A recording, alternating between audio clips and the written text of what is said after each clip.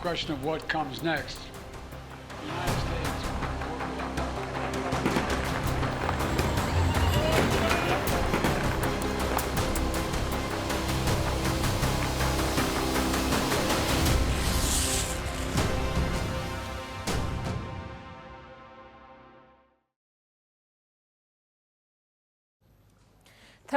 years. That's how long Bashar al-Assad resisted the Syrian rebels.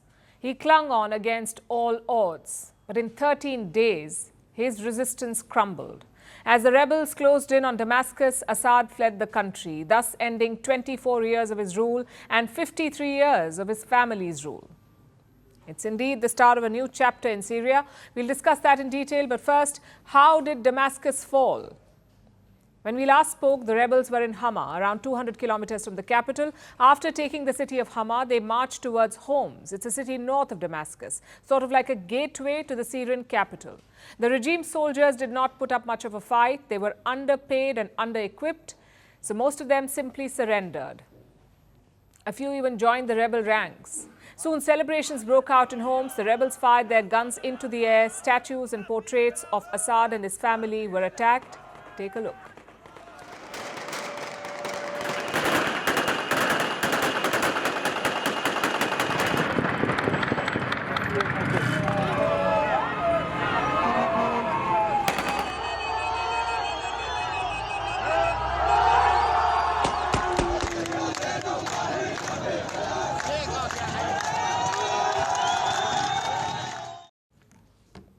Homs was captured on Saturday. By then, the picture was becoming clear. The rebel leader released a message on social media. His name is Abu Mohammed al-Julani. He leads an Islamist rebel group called HTS, the same group that led this offensive.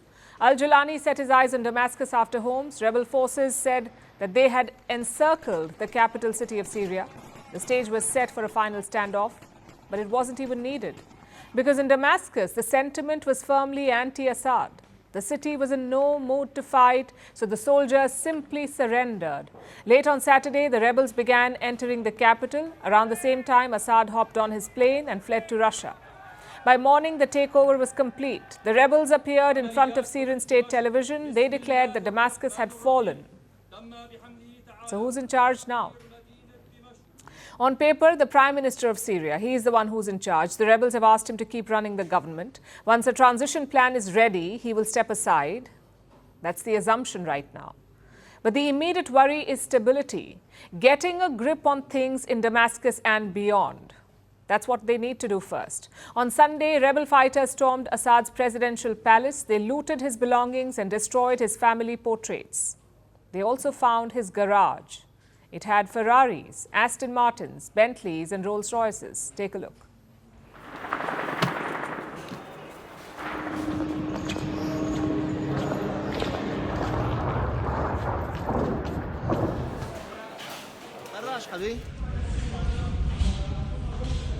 نحن معنا بدبي نحن بكراج الحمار نحن معنا بدبي. The rebels also went for the prisons. Assad had jailed a lot of critics in the last decade. Reports say around 100,000 people have disappeared or been jailed since 2011. The rebels tried to free them. One of their main targets was the Sednaya prison. It's located on the outskirts of Damascus. It's often called the human slaughterhouse. That's how brutal it is. The rebels took control of this facility and they released the prisoners. Some of them could be seen roaming the streets later. الله أكبر الله أكبر مساجين يحيى الله أكبر سقط النظام.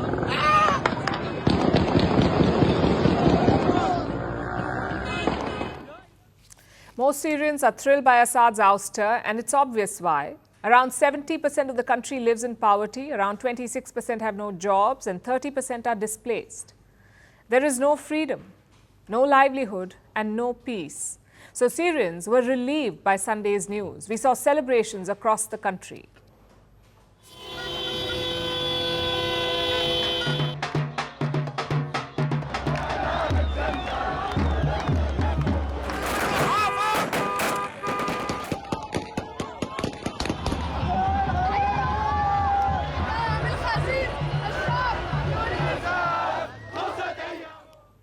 So Syrians are thrilled. What about the rest of the world? US President Joe Biden hailed Assad's ouster. He called it a fundamental act of justice. Europe and Britain are also on the same page. They have welcomed the regime change in Damascus. So has Turkey. President Erdogan says there is a new political reality in Syria. And the Arab nations? Same thing. Assad was an ally of the Iranian regime, so the Arab capitals are fine with his ouster. But all these countries are worried about one question. What happens next?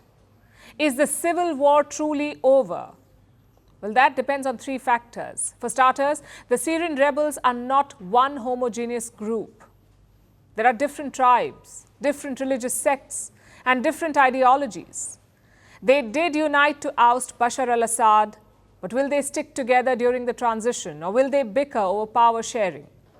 That's one question. Secondly, what role will the Kurds play?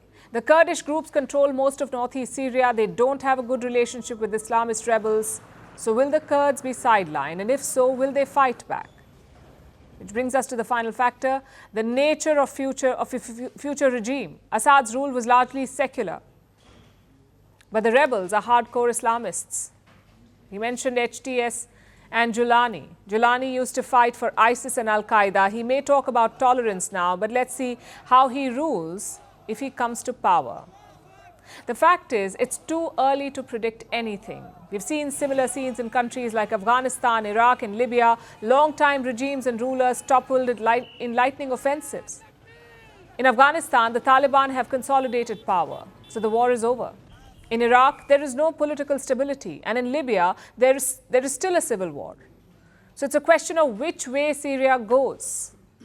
Right now, there is a political vacuum in the country. The key is to fill that rapidly, to chart a quick roadmap for the future. If not, the world has bad memories from instability in Syria. Last time it led to the rise of ISIS. They set up a caliphate in Syria and Iraq. They plotted terror attacks across the world. That remains the biggest worry for the world right now, a repeat of that chaos. Plus, Syria's location is very important. It borders Turkey, Lebanon, Israel, Jordan, Iraq. It is also home to foreign forces from Russia, from Iran, and from the US. So what happens there affects all these countries. And what about India? Well, New Delhi has called for unity in Syria. It also demanded a peaceful and inclusive political process. But frankly, this is not ideal for India. Bashar al-Assad was a long-time partner of New Delhi. He supported India's positions on Kashmir, including the 2019 decision to rescind the special status, to scrap Article 370. The next regime in Damascus may not be so understanding. India also has commercial interests in Syria. In 2009, it agreed to fund a thermal power plant. A loan of $240 million was promised. Some Indian companies are also involved in the oil industry. Combined investments are about $350 million. As I said, India would have liked a political settlement, one where Assad was still involved. But there isn't enough at stake to keep New Delhi awake at night. Now, I know it's celebration time in Damascus, but it should also be a period of caution because uncertainty is looming over Syria. Only time will tell if this revolution succeeds.